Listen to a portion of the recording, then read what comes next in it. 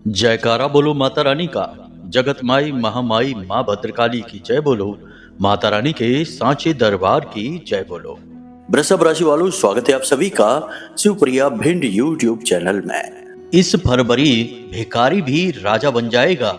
गड़ा हुआ खजाना आपके हाथ लग जाएगा, लेकिन इसके लिए आपको करना होगा एक बेहद महत्वपूर्ण और बहुत ही शक्तिशाली कार्य कि इस एक चीज को हमेशा अपने पास रखना। जी हाँ बंधुओं, इस एक चीज में इतनी अधिक शक्ति है, इतनी ऊर्जा है कि यह स्थायी लक्ष्मी को तुरंत आपकी ओर आकर्षित करेगी। अचानक आपको धन लाभ होने शुरू हो जाएंगे और ऐसी ऐसी योजनाएं, ऐसी ऐसी तरकीबें आपके दिमाग में बनने लगेंगी कि उन पर काम करते ही आप रातों रात लखपति करोड़पति बन जाएंगे।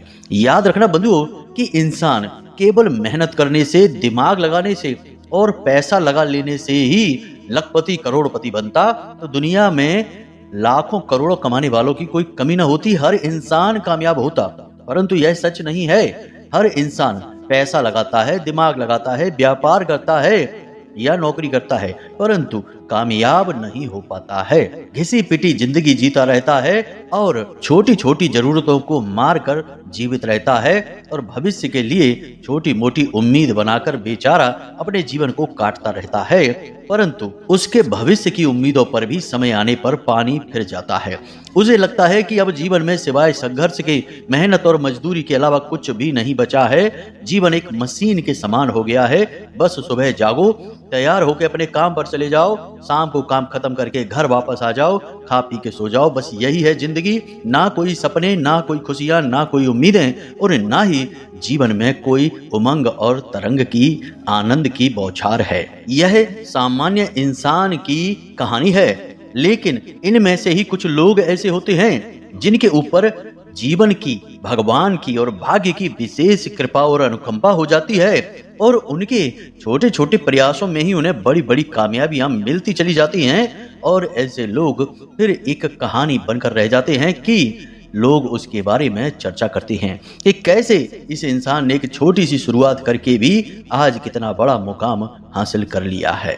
बंधुओं, ये वही लोग हैं जिनके ऊपर विशेष दैवीय कृपा होती है।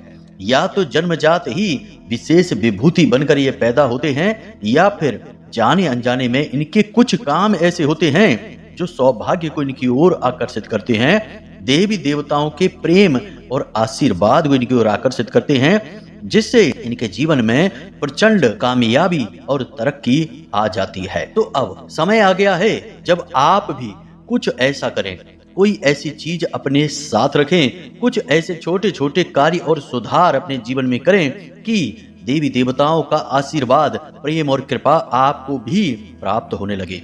फिर आपके छोटे छोटे प्रयास, रोजमर्रा की जाने वाली क्रियाएं ही आपके सौभाग्य के दरवाजे खोल देंगी।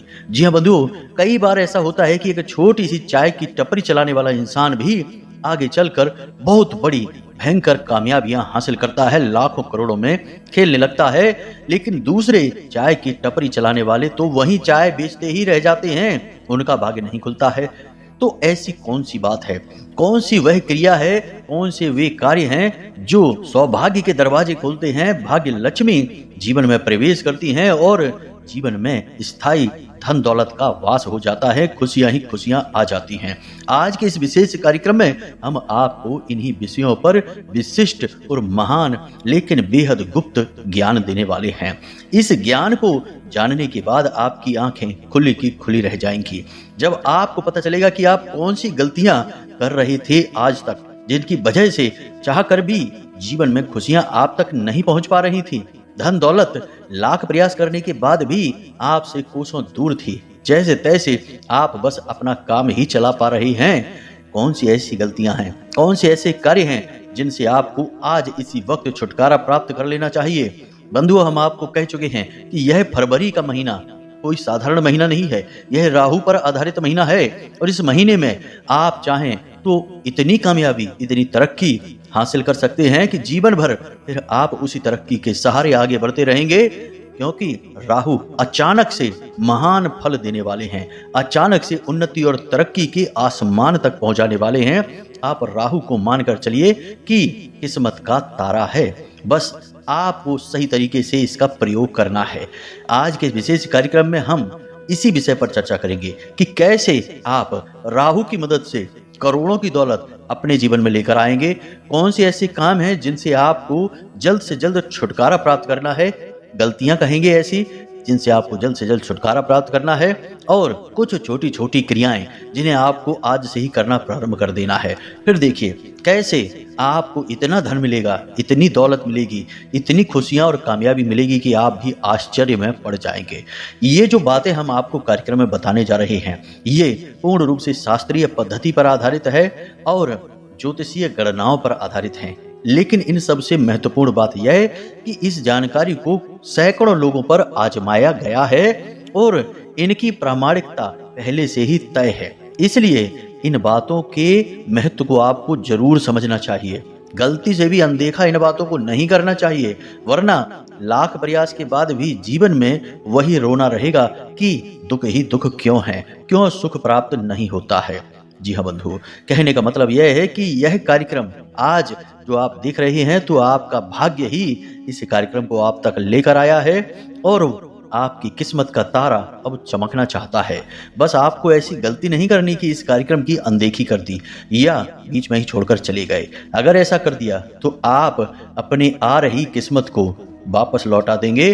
बिल्कुल वही होगा कि माँ लक्ष्मी आई आपका तिलक करने और आप चले गए मुंह धोने। ऐसा नहीं करते हैं। जब किस्मत इशारा देती है तो सीधे दौड़ लगानी पड़ती है। फिर जैसी भी जो भी स्थिति परिस्थिति या मन स्थिति हो, कोई फर्क नहीं पड़ता है बंधु। तो उम्मीद करते हैं कि आप हमारी बातों को समझ रहे हैं और इन बातों की गहराई को भी जान रहे हैं कि आज हम किस प्रकार कैसे आपके जीवन को बदलने की कोशिश कर रहे हैं। साथ ही साथ हम आपको कार्यक्रम के अंत में एक ऐसा महाशक्तिशाली उपाय बताएंगे जो चाहे जहां से भी लाए, जैसे भी लाए, किसी भी स्थिति में लाए, आपके जीवन में धन दौलत लेकर आएगा ही आएगा। स्थायी लक्ष्मी का वास आपके जीवन में होगा ही होगा। जी हाँ बंधु, तो चलिए उम्मीद करते हैं कि आप हमारी बातों को समझ चुके हैं। कार्यक्रम में अंत तक जरूर ठहरेंगे। तो चलिए बंधु, आज के इस महान कार्यक्रम को शुरू करते हैं। महामाई को याद करते हुए कमेंट बॉक्स में लिख डालिए, जय माँ भद्रकाली कृपा करो। महामाई निश्चित तौर पर आपके ऊपर कृपा करेंगी। माई बहुत दयालु हैं, अपने बालकों की पुकार पर तुरंत ध्यान देती हैं और उनकी मदद के लिए दौड़ पड़ती हैं। तो चलिए बस भाव के साथ लिख डालिए। इसी के साथ साथ यदि आप इस चैनल कार्यक्रम पर पहली बार आए हैं तो याद रखना कि महामाई ही चाहती हैं तब आप इस कार्यक्रम तक पहुंचे हैं। तो पहली बार आने वाले हमारे भाई बंधु दर्शक इस चैनल को सब्सक्राइब जरूर कर लें, क्योंकि यह चैनल महामाई के धाम से प्रसारित होता है और जो बातें हम आपको बताते हैं वे पूर्ण रूप से आजमाई हुई शास्त्रीय और वैदिक पद्धति पर आधारित होती हैं।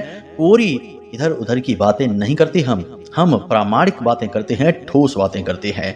इसलिए महामाई ने आप पर कृपा की है जो आप आज इस कार्यक्रम पर आए हैं। तो जल्दी से चैनल को सब्सक्राइब करिए और कमेंट बॉक्स में लिखिए कि मैं भी माई के परिवार का हिस्सा हूँ। हमें बहुत अच्छा लगेगा कि हमने कुछ नए बालक महामाई के परिवार में जोड़ दिए हैं।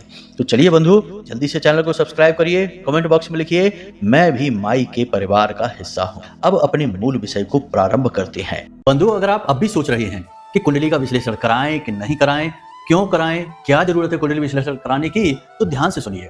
आप इस समय 3 तरीके की स्थितियों में फंसे हुए हैं। एक स्थिति तो यह है कि आपके ऊपर बहुत कर्जा है, व्यापार चल नहीं रहा है, घर में भी क्लेश रहता है, रिश्ते नातों में भी उथल पुथल मची हुई है। तो अब इस स्थिति में आप कैसे फंसे? कोई ना कोई ग्रह था जिसने परेशान किया, तो इससे बाहर निकलने का मार्ग क्या है? कुंडली में छुपा हुआ है, इसलिए कराइए। दूसरा कि आप कुछ जीवन में करना चाहते हैं, निर्णय ले नहीं पा रहे हैं, समझ में आ नहीं रहा है कि क्या करें क्या ना करें, तो इस स्थिति में श्रेष्ठ मार्गदर्शन कौन करेगा? आपके ग्रह, आपकी कुंडली। तीसरा कि आपकी जिंदगी में आपने सब कुछ हासिल कर लिया है, कामयाबी भी हासिल कर ली है, रिश्ते नातों में भी सुख शांति है, परंतु आपके मन में एक बेचैनी है, क्योंकि अब तक शायद आपने वह हासिल नहीं कर पाया जिसके लिए आपका जन्म इस धरती पर हुआ था। यानी कि अपने सही उद्देश्य को आप अब तक हासिल नहीं कर पाए हैं। तो वह उद्देश्य क्या है? क्यों आप इस धरती में, इस संसार में आए हैं? उस उद्देश्य को जानना है। इसको जानने के लिए आपको कुंडली दिखानी है। तो आपके जीवन में जो भी परिस्थितियां हैं, इन परिस्थितियों के सही कारण और उनके निवारण को केवल आपकी कुंडली बता सकती है। इसलिए आपको कुंडली दिखानी है। तो बस अगर आप ऐसी परिस्थितियों में हैं तो नंबर हमने वीडियो में दे रखे हैं। किसी भी नंबर पर 10 बजे से 4 बजे के बीच फोन लगाइए। छोटी सी दक्षिणा देने के बाद अपनी कुंडली का श्रेष्ठतम आकलन करा लीजिए। जय माई की। सबसे पहली बात कि हमने आप लोगों से कहा था कि आप आज ही एक नारियल लेकर आइए और उसे माँ भगवती का स्वरूप मानकर लाल चुनरी उसके आसपास लपेटकर 7 बार कलावा ये लाल धागा लपेटकर उसे अपने पूजा घर में माई का स्वरूप बनाकर रखिए और प्रतिदिन उसका पूजन करिए, क्योंकि गुप्त नवरात्रि का पर्व चल रहा है और इस पर्व में जो दैवी शक्तियां होती हैं वे बहुत अधिक जागृत हो जाती हैं और आपका हर तरफ से कल्याण करेंगी। तो बहुत सारे लोगों ने हमें कमेंट करके बताया कि गुरुजी हम नारियल लेने जा रहे हैं या हम लेकर आ चुके हैं। हमें बहुत अच्छा लगा यह देखकर। हमने कहा था कि आप हमें कमेंट करके यह अवश्य बताना कि आप लोग जा रहे हैं कि नहीं। देखिए, आपको हम चीजें बताते हैं और आप उन चीजों को मानते हैं, तो एक तरीके से यह गुरु शिष्य परंपरा हुई। आज आप भले ही हमें देख ना पा रहे हो, हमसे मिल ना पा रहे हो, लेकिन फोन पर बात करने की सुविधा तो हो ही गई है। महामाई चाहेंगी तो बहुत जल्द हम आपसे मिलेंगे भी और तब आपकी बातें और चर्चाएं हम आमने सामने सुनेंगे। जब महामाई चाहेंगी तो ऐसा भी अवश्य होगा। तो कहने का मतलब यह है कि जब आप हमारी बात सुनते हैं तो जरूर उसे माना भी करिए।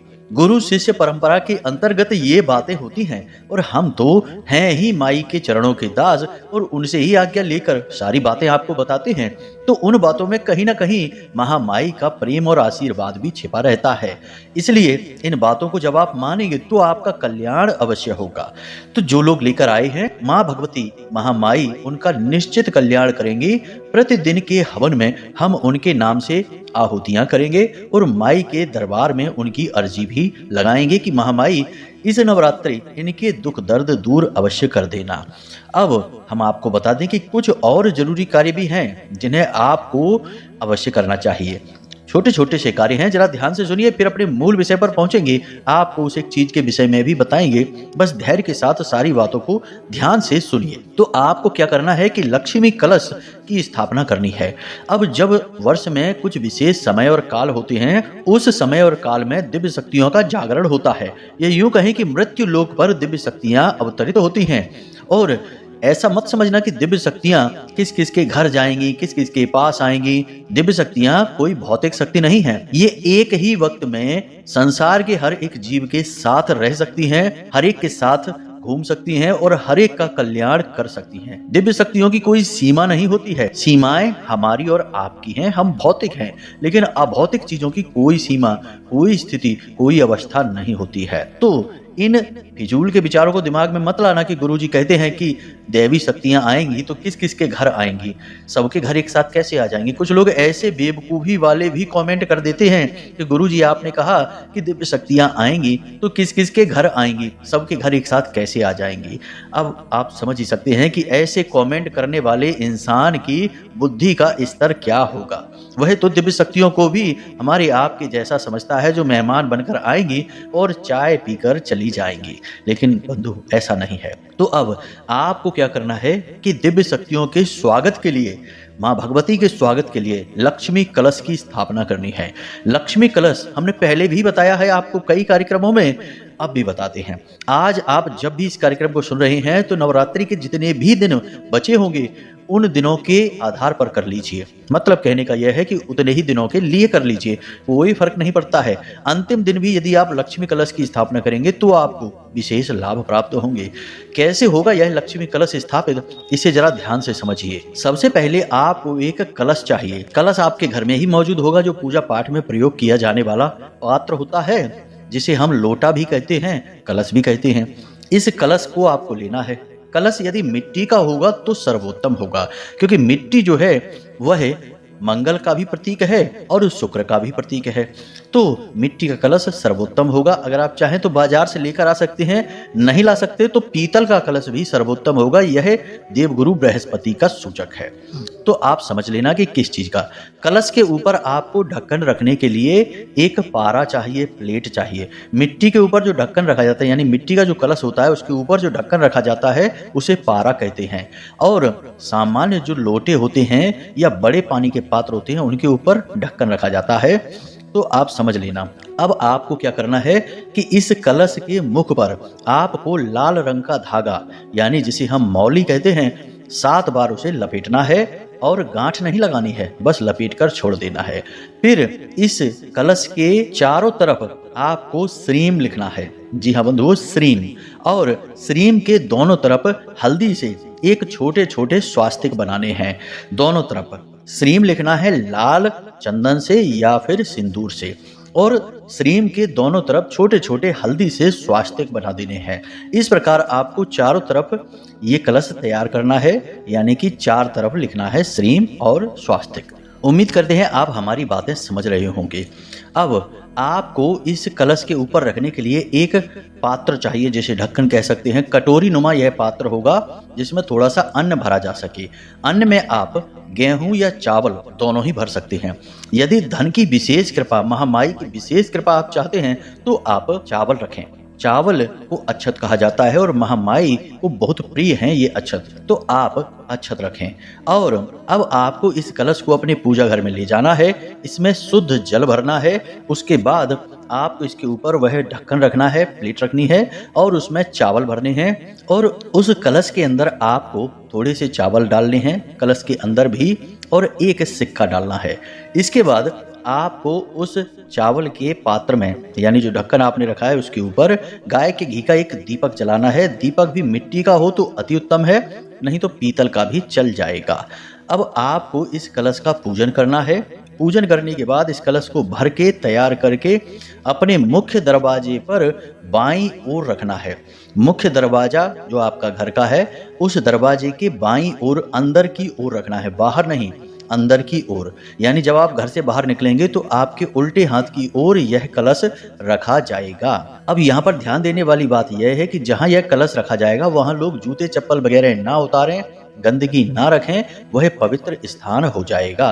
तो इस कलश को वहां आप स्थापित करें। कलश स्थापन से पहले उस जगह को साफ कर ले, गंगा जल छिड़क के शुद्धिकरण कर ले। उसके बाद आप आटे का एक चौक बनाएं और उस चौक के ऊपर इस कलश को स्थापित कर लें। याद रखना कि चौक आपको अष्टकमल का बनाना है, यानी कि ऐसी पत्तियां बनानी है जो 8 हो और कमल की पत्तियां जैसी। आप जैसी चाहे वैसे बना लेना, बस 8 पत्तियां आपको बनानी है। इस चौक के ऊपर आपको यह कलश स्थापित करना है। अब इसके बाद प्रतिदिन सुबह के समय आपको इस कलश को खाली करना है। स्नान आदि करने के बाद आना और इस कलश को खाली करना, और इसमें जो जल है उसे अपने घर के मुख्य दरवाजे पर सिंचित कर देना है। और उसके बाद इसमें पुनः नया जल भरना है। इसमें जो पड़ा सिक्का था उसे निकाल कर अपने पूजा घर में रख लेना है और नया सिक्का इसमें डालना है। नए चावल इसमें डालने हैं और ऊपर जो ढक्कन पर चावल रखे हैं उन चावलों को भी बदल देना है, और जो चावल निकले हैं उन्हें एक पोटली में भरकर रख लेना है। नए चावल और उस दीपक को फिर से वहां सुबह सुबह आपको जलाना है।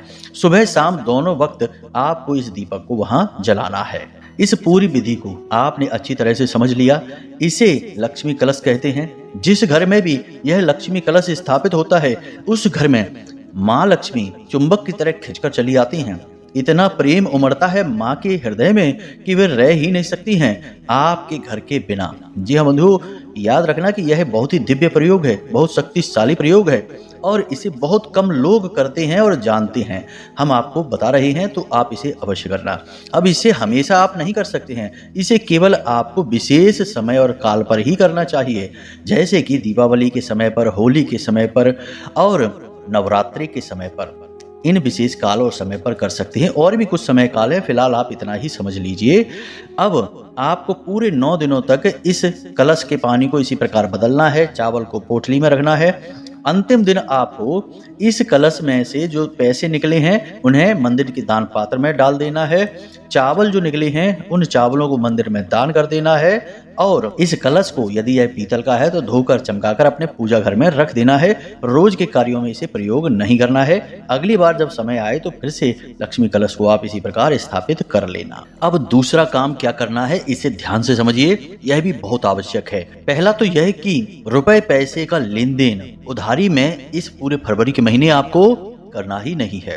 दूसरा कि फिजूल खर्ची पर पूरा नियंत्रण रखना है। जहां अति आवश्यक है केवल वहीं पैसा खर्च करना है। ऐसा हम इसलिए कहते हैं कि जब भी कोई शुभ समय होता है तो माता लक्ष्मी की ऊर्जा सक्रिय होती है। आप देखते ही होंगे कि कोई भी बड़ा कार्य होता है तो उसमें धन लक्ष्मी की कितनी आवश्यकता होती है। जैसे अभी कुंभ का काल चल रहा है, समय चल रहा है, तो प्रशासन भी धन खर्च करता है और जो लोग वहां जा रहे हैं उनका भी धन खर्च हो रहा है, धन से ही कार्य चल रहे हैं।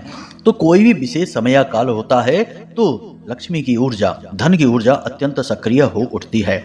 ऐसे में धन की फिजूल खर्ची इंसान को बर्बाद कर देती है। तो बहुत ही जरूरत हो जहां वहीं पर पैसा खर्च करना है, फिजूल खर्ची बिल्कुल नहीं करनी है। बिना जरूरत आवश्यकता के खर्चा ना करें, उधारी का लेन देन बिल्कुल ना करें। अब खास बात कि जब भी आप घर से बाहर निकलें तो प्रतिदिन अपने हथेली पर एक शुक्र पर्वत होता है। शुक्र पर्वत माता लक्ष्मी का विशेष स्थान होता है। इसीलिए कराग्रे मंत्र जो सुबह सुबह लोग जाकर करते हैं, कराग्रे बसते लक्ष्मी, कर मध्य सरस्वती, कर मूले च गोविंदा।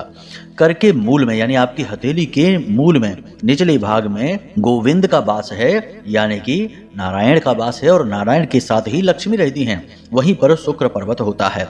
आपका जो अंगूठा है उसे देखिए और अंगूठे के सीधे नीचे जाइए। अंगूठा जहां आपकी हथेली से जुड़ा है उस जड़ में जो उभरा हुआ भाग होता है वह होता है शुक्र पर्वत। आपको इस शुक्र पर्वत पर प्रतिदिन थोड़ा सा इत्र लगाना है और इत्र लगाने के बाद इसे अपनी तर्जनी उंगली से मलना है। तर्जनी उंगली यानी जो पहली उंगली होती है उससे धीरे धीरे इस इत्र को मलना है, फैलाना है।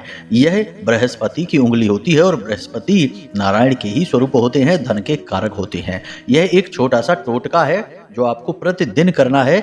इससे आपको विशेष लाभ होंगे, धन लक्ष्मी आपकी ओर खिंचेगी और आपके हाथों से जो पैसा खर्च होगा उस पैसे के बदले में और भी ढेर सारा पैसा आपके पास आएगा।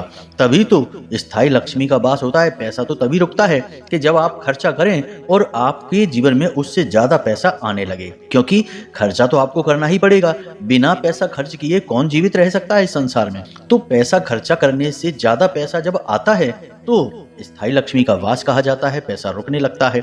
ऐसा आपके जीवन में होने लगेगा। तो ये सावधानियां, छोटे छोटे कार्य हैं, इनको आपको इस पूरे फरवरी के महीने में करना है। अब बात करते हैं उस एक विशेष चीज की। तो एक चांदी का सिक्का आपको लेना है, आपके घर में होगा अवश्य। दीपावली के समय पर पूजा पाठ करने के लिए धनतेरस के दिन लोग खरीदते ही हैं। एक चांदी का सिक्का आपको लेना है जिसमें माता लक्ष्मी और गणपति बने हुए हों। बस देखना आपको यह है कि माता लक्ष्मी उसमें खड़ी अवस्था में ना हो, बैठी हो अपने आसन पर। इस सिक्के को आपको लेना है और इसे हरे कपड़े से लपेटना है, हरे कपड़े से, और इसके ऊपर थोड़ी सी हल्दी लगानी है और इस चांदी के सिक्के को आपको अपने पर्स में रख लेना है या फिर किसी प्रकार से इसे अपनी जेब में रख लेना है।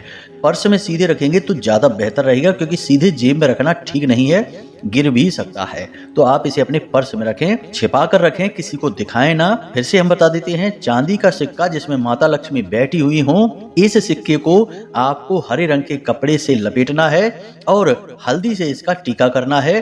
फिर इस सिक्के को आपको अपने पर्स में रख लेना है। बस इतना सा आपको कर लेना है। कोई विशेष क्रिया, कोई विशेष उपाय नहीं, कोई विशेष पूजा पाठ नहीं है।